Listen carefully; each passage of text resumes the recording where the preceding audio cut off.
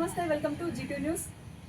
So ముఖ్యంగా రాజన్న సిరిసిల్ల జిల్లా ముస్తాబాద్ మండల్ ఆవునూరు గ్రామంలో ఉన్నటువంటి రామాలయం వద్దకైతే వచ్చినామండి. ఈ రామాలయానికి దగ్గర దగ్గర 400 సంవత్సరాల కాలం నాటి ఆలయము, చాలా విశిష్టత కలిగిన ఆలయము. అలాగే ఆలయంలో ఉన్న అఖండ జ్యోతి, కొన్ని ఏళ్ల చరిత్ర ఉన్న అఖండ జ్యోతి నిరంతరంగా నిర్విరామంగా వెలుగుతూనే ఉంది. దగ్గర దగ్గర 400 సంవత్సరాల నుంచి, అంటే గుడి నిర్మించినప్పటి నుంచి కూడా అఖండ జ్యోతి అనేది కంటిన్యూగా అంటే వెలుగుతూనే ఉంది. సో ఒక్కసారి మనం ఇప్పుడు ఆలయం వద్దే ఉన్నాం కాబట్టి ఆలయం గురించి అలాగే అఖండ జ్యోతి గురించి కూడా మనం తెలుసుకునే ప్రయత్నం అయితే చేద్దాం.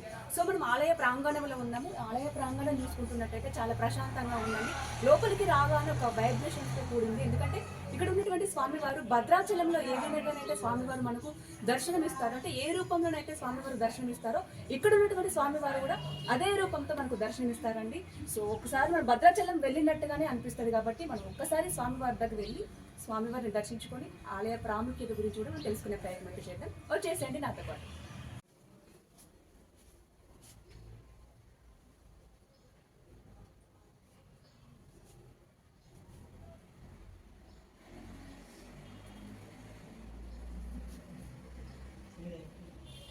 నెక్స్ట్ పెట్టుకుంటాం.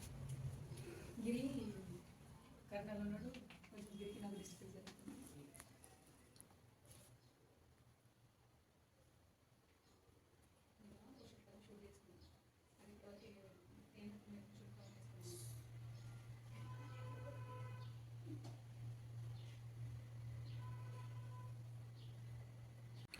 ఆవునూరులో ఉన్న రామాలయం ప్రధాన అర్చకులు మనతో పాటు ఉన్నారు, రామకృష్ణ గారు. ఈ ఆలయం గురించి అలాగే ఆలయంలో ఉన్న అఖండ దీపం గురించి ఒక్కసారి పంతులను అడిగి మనం తెలుసుకుందాం. నమస్తే పంతులు. నమస్కారం. సో మనకు ఆలయం చూస్తే చాలా ప్రశాంతంగా ఉంది. అసలు ఆలయంలోకి రాగానే కూడా ఒక మంచి పీస్ఫుల్ మైండ్తో ఉన్నాము. ముఖ్యంగా స్వామివారు, ఇక్కడ స్వామివారిని చూసినా భద్రాచలంలో ఉన్న స్వామివారిని చూసినా కొంచెం ఇంచుమించు దగ్గర పోలికలు చాలా ఉన్నాయి. స్వామివారి గురించి వివరించండి, అలాగే ఇందులో ఉన్న అఖండ దీపం గురించి కూడా మనకు ఒకసారి వివరించండి. జయ శ్రీమన్నారాయణ. మన సీతారామచంద్ర స్వామి వారి యొక్క దేవాలయము కొంగు బంగారం అండి. అనేక భక్తులు వచ్చినా కూడా స్వామివారు చిరునవ్వు నవ్వుతూ, ఎటువంటి అలజడి భక్తులలో ఉన్న దేవాలయంలోకి రాగానే ప్రశాంతత అనేటటువంటిది స్వామివారు కల్పిస్తారు. మళ్ళీ మా దేవాలయంలో సీతారామచంద్ర స్వామివారు భద్రాచలములో పోలిన విధంగానే మరి భద్రాచలం పోకుండా మా దేవాలయంలో ఉన్న పిరమాలను సీతారామచంద్ర వారిని చూసినట్లయితే భద్రాచలంలో ఉన్న దేవుణ్ణి దర్శనం చేసుకున్నంత పుణ్యం దక్కుతుంది. మరి మా దేవాలయంలో అఖండ దీపం అనేటటువంటిది కూడా ఉంటుంది. మరి అఖండ దీపం అంటే ఏంటి అంటే నందాదీపం. అంటే దాన్ని మనము నిత్యము 24 గంటలు కాదు, 365 రోజులు ఆ యొక్క దీపము ప్రజ్వలిల్లుతూ ఉంటుంది, నిరంతరముగా వెలుగుతూ ఉంటుంటుంది. ఏ విధంగానైతే వెలుగుతూ ఉంటుంటుందో మా ఊరు ప్రకృతి వైపరీత్యాలకు కూడా లోను కాకుండా, మళ్ళీ తర్వాత పంటలు, రైతులు దేవుణ్ణి నమ్ముకొని పంటలు పండించినప్పుడు ఆ పంటలు కూడా చాలా చక్కగా వారి చేతికి అందుతాయి. వాళ్ళకు తగ్గట్టుగా ఐశ్వర్యం కూడా కలిగి ఉంటుందని మా ఊరి ప్రజల యొక్క విపరీతమైన నమ్మకము. దాని చేతనే మా ఊరి యొక్క సహకారంతో ఆ దీపాన్ని పూర్వము నుండి ఏ విధంగానైతే వెలిగిస్తున్నామో ఆ విధంగానే వెలిగిస్తాం. మరి ఏంటి ఇక్కడ అంటే దీపంలో నూనె కూడా చాలా పవిత్రమైనటువంటి నూనెనే మేము వాడతాము కనుక వేరే వేరే నూనెలు వాడు, మంచి నూనెనే. అఖండ దీపం అంటే అది ఎప్పటి నుంచి ఉంది? దాదాపుగా ఇది మా తాత నాన్న నుండి కూడా ఉందండి. అంటే 400 సంవత్సరాల నుండి ఈ యొక్క దీపం వెలుగుతూ ఉండదు. 400 సంవత్సరాల నుంచి కూడా కంటిన్యూగా వెలుగుతూ ఉంటుంటుంది. దాన్ని మనం మేము ఆరాధన చేసేటప్పుడు దాదాపుగా ఆ యొక్క దీపంలో 250 గ్రాములు మేము పోస్తామండి ప్రతిరోజు. పోయడం చేత దాన్ని మేము ఆరాధన కంటే ఎక్కువగా ప్రాధాన్యత పెట్టుకుంటూ మేము దీపాన్ని చూడడం కూడా జరుగుతూ ఉంటుంటుంది. మరి ఆ దేవుని కృప వల్ల ఇంకా కూడా అలా వెలగాలని కూడా మేము కోరుకుంటున్నాము. మా ఊరి వాళ్ళు కూడా కోరుకుంటున్నారండి. ఆలయం గురించి అంటే ఆలయం నిర్మించినప్పటి నుంచి కూడా ఆలయం నిర్మించినప్పుడు కూడా నిర్మించినప్పటి నుంచే ఉందని మా వాళ్ళు చెప్తూ ఉంటుంటారు. అప్పటి నుంచే మనకు అఖండ దీపము వెలగడం జరుగుతుంది. సో మనం ముఖ్యంగా ఆలయంలో అంటే ఎప్పుడెప్పుడు మనకి పూజా కార్యక్రమాలు అంటే ఏమేమో కార్యక్రమాలు నిర్వహిస్తున్నాం? మన ఆలయంలో బ్రహ్మోత్సవాలు జరుగుతాయి. అంటే చైత్ర మాసంలో శ్రీరామనవమిలో అందరూ ఏమనుకుంటారంటే శ్రీరామనవమి సీతారాముల కళ్యాణం జరుగుతుంది కావచ్చు అనుకుంటారు అందరూ. చాలామంది భక్తులు కూడా అడుగుతారు, ఏంటి మీ దేవాలయంలో శ్రీరామనవమి రోజు కళ్యాణం జరుగుతలేదు అని. అంటే పూర్వం నుండి మా దేవాలయంలో శ్రీరామనవమి రోజు పుట్టినరోజు మాత్రమే చేసుకుంటాం. గొప్ప విశేషం ఏంటంటే రాముడు పుట్టింది నవమి రోజే, స్వామివారి వివాహమైనది నవమి రోజే, స్వామివారి యొక్క నిర్యాణం అనే అవతారాన్ని ముగించింది కూడా నవమి రోజే. కనుక మా దేవాలయంలో నవమి రోజు శ్రీరామనవమి రోజు పుట్టినరోజు వేడుకలు జరుపుకుంటాం. తర్వాత ద్వాదశి, త్రయోదశి, చతుర్దశి, పౌర్ణమి, పాడ్యమి రోజు 5 రోజులు పాంచానిక బ్రహ్మోత్సవాలను మాత్రమే జరుపుకుంటాం. అనగా కళ్యాణం జరుగుతుంది. మొదటి రోజు అంకురార్పణం మొదటి రోజు జరుగుతుంది, రెండవ రోజు కళ్యాణం జరుగుతుంది. కళ్యాణం అయిన తర్వాత స్వామివారు పురివీధులలో హనుమంతుని వాహనము పైన పురివీధులలో ఊరేగింపు అవుతారు.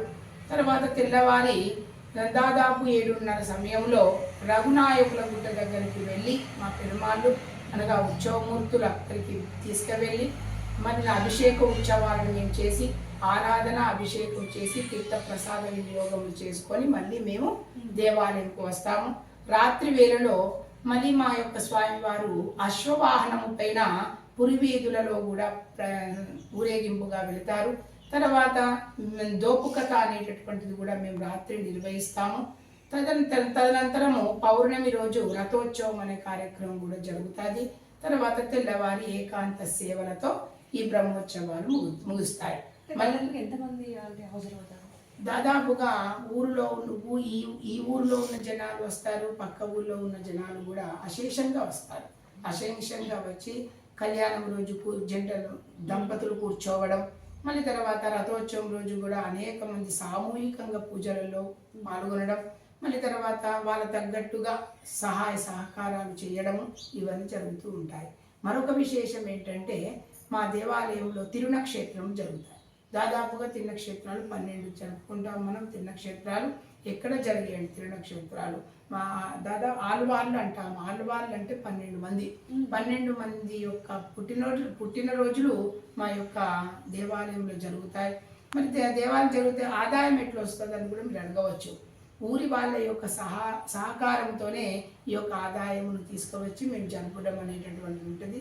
మా దేవాలయంలో కమిటీ అనేటటువంటిది కూడా ఉన్నది.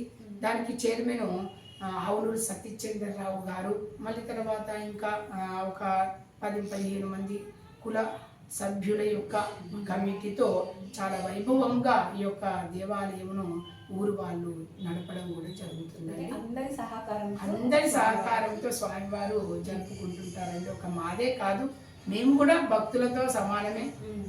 వారు మనకు వచ్చి భక్తులు ఏదైనా చేస్తే మేము చేయడానికి మేము సిద్ధంగా ఉంటామండి. ఆ రకంగానే జరుగుతూ ఉంటున్నది. అది ఆవునూరు గ్రామము. నా పేరు పీచర గోదాదేవి, అర్చకుల వారి తల్లిని. రామాలయంలో పూజలు జరుగుతాయి. ఇక్కడ 400 సంవత్సరముల నుంచి నందాదీపము జరుగుతున్నది.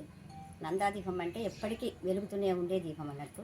మా తాత 4వ తరం నుంచి నడుస్తుంది. మాదే వంశీకులమే పూజ చేస్తున్నాం ఇక్కడ. దాని వలన దీపం ఎట్లా వెలుగుతుందో ఊరి కూడా అట్లనే పాడి పంటలతోటి ఎప్పుడు కరువు కాటకాలు లేకుండా వెలుగుతుంది. మరియు గుట్ట ఇక్కడ దగ్గర ఒక గుట్ట ఉంది. ఆ గుట్ట మీద రామచంద్రుడు వెలిసిండు, భద్రాచల రాములాగా ఉంటారు. దాన్ని చూసుకొని అదేవిధంగా ఇక్కడికి ఎడమ చేత చక్రము, కుడి చేత శంఖము అట్లా తీసుకొని వచ్చి రాముని వాళ్ళలాగా ప్రతిష్ఠ చేసిండ్రు భక్తులందరూ కలిసి. ఊరి వాళ్ళు బాగా సాయం చేస్తుంటారు. ఆండాలమ్మది ఎక్కువ ప్రత్యేకత ఉంటుంది ఇక్కడ. ప్రతి మార్గళి ధనుర్మాసంలో పూజలు జరుగుతాయి. వేరే వేరే చోటు నుంచి హైదరాబాద్ దూర దేశాల నుంచి కూడా మొక్కుబడి చేసుకోవటానికి వస్తుంటారు. ఆమె నమ్ముకున్న వారికి కోరికలు తీరుస్తుంటుంది, మర్చిపోయినా జ్ఞాపకం చేస్తుంటుంది. ఇది ఈ ఊరి యొక్క ప్రాముఖ్యత. నారాయణ, మా ఊరు ఆవునూరు. ఇందులో ఆండాలమ్మ చాలా ఇది దీపం జ్యోతి. దీపం కూడా అఖండ దీపము ఎప్పటికీ 400 సంవత్సరాల సంది వెలుగుతూనే ఉంటుంది. అందుకని మా ఊరిలో పాడి పంటలు బాగుంటాయి, పొలాలు పచ్చగా, అందరూ రైతులు చాలా ఆనందంగా ఉంటారు. ఆవునూరు అనేది ఆవులు 100 ఆవులు ఉన్నాయి కనుక ఆవునూరు అని పేరు వచ్చింది. తర్వాత మా అమ్మాయి పేరు కూడా జ్యోతి. అఖండ దీపం వెలుగుతుంటుంది కనుక ఎప్పటికీ ఆ జ్యోతి పేరే పెట్టుకున్నాం మేము. మా అమ్మాయి పేరు జ్యోతి. ఊర్లో అఖండ దీపం వెలుగుతుంది కనుక మాకు ఇంటికి ఒక జ్యోతి వెలుగుతుంది కనుక జ్యోతి అని పేరు ఉన్నది. ప్రతి ఇంటిలో ఒక అమ్మాయి పేరు జ్యోతి అని పెట్టుకున్నారు. చాలా జ్యోతి వెలిగినట్టు వెలుగుతుంది మా ఊరు. ఓం విష్ణవే నమః, ఓం మధుసూదనాయ నమః, ఓం త్రివిక్రాయ నమః, ఓం భామనాయ నమః, ఓం దామోదరాయ నమః, ఓం సంఘర్షాయ నమః, ఓం అచ్యుతాయ నమః, ఓం జనార్దనాయ నమః, ఉపేంద్రాయ నమః, హరే నమః, శ్రీకృష్ణాయ నమః, ఓం భూం భువాం స్వః, ఓం మహా, ఓం జనా, ఓం దప, ఓం సత్యం, ఓం తచ్చోద్వరేణ్యం భర్గో దేవస్య ధీమహి ధియో నః ప్రచోదయాత్. ఓం పృథివ్యాః మేరా కృష్యం కురుమో దేవతః సుదరం చంద ఆసేన వినియోగనందాసనాయ నమః. ప్రాణవస్య పరబ్రహ్మర్షి బ్రాహ్మణః దుదేభ్య శ్వేతపరాకల్పే చాంద్రమాన ప్రపవిష్ణు విశ్వసనామ సంవత్సరే దక్షిణాయనే శరదృతువో మార్గశిరమాసే శుక్లపక్షే తిథిమ్యావాసరా వాసరస్థో స్థిరవాసరే శుభవాసరే శుభనక్షత్రే శుభయోగే శుభకరణే ఏవం గుణా విశిష్టాయాం సుపదితో అస్మాకం పసునోడి గోత్రో భవస్య సుధాకర్ నామధేయస్య శ్రవంతి నామధేయస్య అక్షర నామధేయస్య సహ కుటుంబానాం క్షేమ ధైర్య అభయ ఆయురారోగ్య ఐశ్వర్యాభివృద్ధ్యుత్తమదః. సీతారామచంద్ర స్వామి ప్రీత్యర్థే సీతారామలక్ష్మణः భరతశత్రుఘ్న గోదాదేవి ప్రీత్యర్థే అదః అభీష్టవర్ధ కల్పనः ప్రత్యేక మార్గశర మాసోత్సవः ప్రత్యేక అర్చన పూజాం కరిష్యే. ఓం కేశవాయ స్వాహ, ఓం మాధవాయ స్వాహ, ఓం గోవిందాయ నమః, ఓం విష్ణవే నమః, ఓం మధుసూదనాయ నమః, ఓం త్రివిక్రాయ నమః, ఓం వామనాయ నమః, ఓం శ్రీధరాయ, ఓం అచ్యుతాయ నమః, ఓం జనార్దనాయ నమః, ఓం ఉపేంద్రాయ నమః, ఓం హరే నమః, శ్రీకృష్ణాయ నమః, శ్రీకాంతాయ కళ్యాణ్యే నియర్తనాం, శ్రీనివాసాయ మంగళం, శ్రీవైకుంఠ విరక్తాయ స్వామి పుష్కరణే తడే రమ్యానం మంగళాశాసనపై మాధవాచార్య పురోగమై సర్వైచ్చ పూర్వై ఆచార్యై సత్కృతాయ మా పరిపాదయ. ఓం నారాయణాయ విద్మహే వాసుదేవాయ ధీమహి తన్నో రామచంద్ర ప్రచోదయాత్.